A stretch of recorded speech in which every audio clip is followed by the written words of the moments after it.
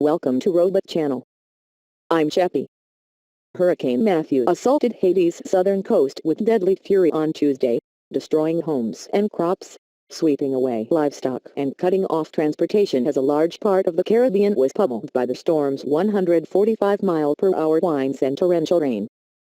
The top United Nations official in Haiti, Mourad Wahba, described the storm as the largest humanitarian event in the country of 11 million since a devastating earthquake 6 years ago, with thousands scrambling for shelter. Haiti's Civil Protection Agency said a bridge collapse severed the main highway connecting the south with Port-au-Prince, the capital. Initial reports from the government said that 5 people had been killed, 10 people had been injured and 1 person was missing. Interior Minister François Joseph said Tuesday night that 14,530 people had been evacuated and that about 2,200 homes were flooded or destroyed. As of Wednesday morning, the storm, which was downgraded to Category 3, from Category 4, had passed through Cuba, and the National Hurricane Center in Miami warned that a dangerous surge was beginning to spread over the Bahamas, to the north.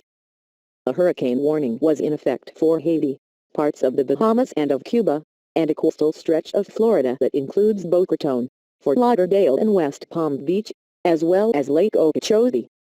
As the Carolinas, Florida and Georgia braced for wind and rain, officials in the Caribbean took stock of the destruction. George Dubuch, the former Director General of Haiti's Ministry of Health who serves on an advisory board for Direct Relief, an aid organization, said on Tuesday that he feared that there would be maybe hundreds of dead. Mr. Joseph acknowledged that the scope of the destruction was not yet clear and that the government was still assessing the damage. The storm threw into doubt the long-delayed plans for presidential elections scheduled for Sunday. Officials were expected to announce the decision on Wednesday, with many experts saying it would be nearly impossible to conduct voting with crucial infrastructure crippled or destroyed. "I have a suspicion they will hold it in 2 weeks," said Leslie Voltaire, the campaign manager for one of the candidates, Mayor Rice Narcissus. But it is only a suspicion. The storm was still a Category 4 when it made landfall around 7 a.m. Tuesday at L'Anglais, on the southwestern tip of Haiti, the western half of the island of Hispaniola.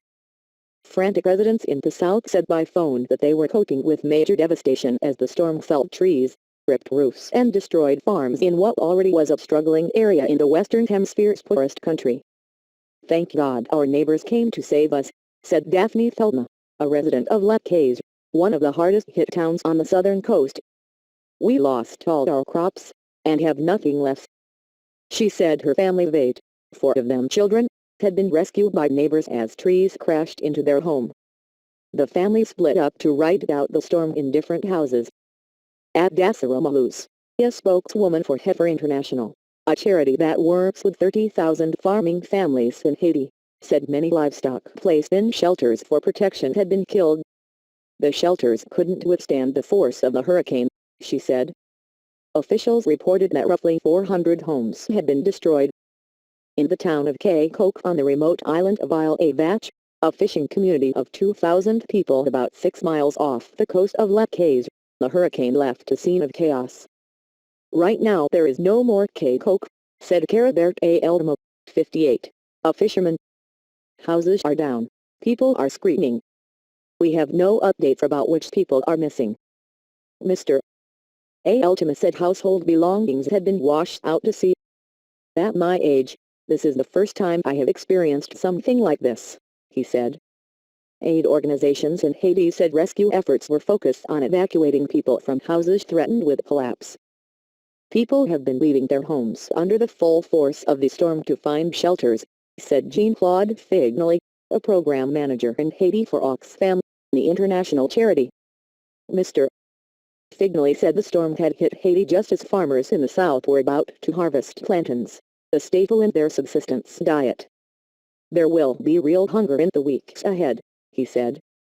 Other charitable groups doing work in Haiti also expressed alarm about the storm's effect on food production in the country, which has been struggling to recover from a prolonged drought. John Hassel, National Director for World Vision Haiti, said that the storm destroyed avocado trees and that at least 2 communities had lost their entire banana crops. "We have gotten good rain this year.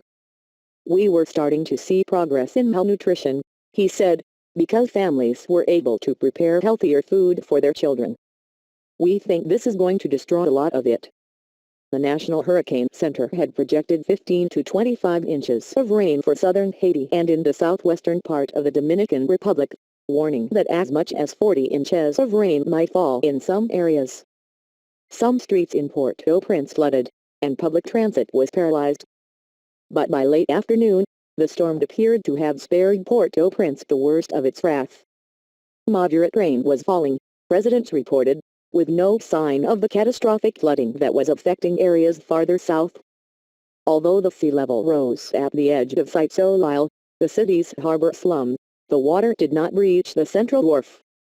Residents in the most vulnerable part of the slum, a low-lying shantytown called Dichabon, piled logs and garbage into barricades that kept the water from spilling into the narrow streets. Nonetheless, residents of Dichabon were keeping a wary eye on the sea. They say if it keeps rising, they will have to go find another place to be, said Shirley Street Lewis, 16, a student. Melanie Jean Pierre, 32, the street vendor, said she was riding out the storm in Port-au-Prince with her children. She said the only damage had come from a leak in the roof that soaked her bed. More than 4 million children may be threatened by the hurricane, UNICEF warned on Tuesday. Waterborne diseases are the first threat to children in similar situations, Mark Vincent, the UNICEF representative in Haiti, said. Our first priority is to make sure children have enough safe water. Jessica Pearl, the Haiti country director for the Mercy Corps charity, who lives in Port-au-Prince, said a main concern in storm-ravaged areas would be providing drinking water, which she described as a problem in normal times.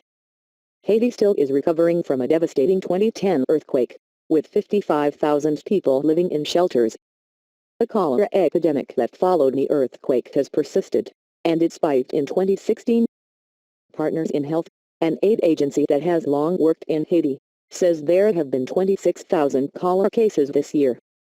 The hurricane has the potential to be a big setback for years of efforts to bring cholera under control, Ms. Pearl said. The people here have just been pushed down by one thing after another. The Hurricane Center had warned that the combination of a dangerous storm surge and large and destructive waves could raise water levels by 7 to 11 feet above normal tide levels on the southern coast of Cuba, 7 to 10 feet on the southern coast of Haiti, 4 to 6 feet on the northern coast of Cuba, and 4 to 6 feet in Jamaica. Officials in the United States were preparing for one of the most powerful hurricanes to threaten the East Coast. The governors of Florida, Georgia, North Carolina and South Carolina declared emergencies while meteorologists refined their forecasts and suggested that the storm could lash the shoreline into the weekend. More than 2,000 National Guard soldiers were activated across the South, and the authorities planned lane reversals, school closures and sandbag distribution sites.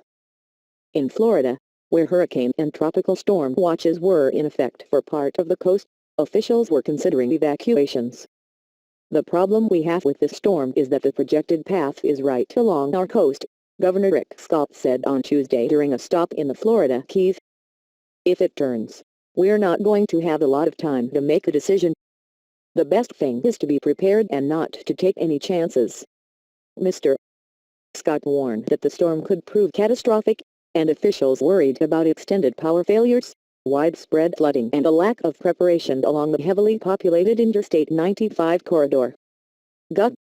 Nikki R. Haley of South Carolina, who said officials expected Matthew to strike the state as a Category 2 or 3 hurricane, deferred the decision on a coastal evacuation until Wednesday. Thanks for watching. I'm Chappie.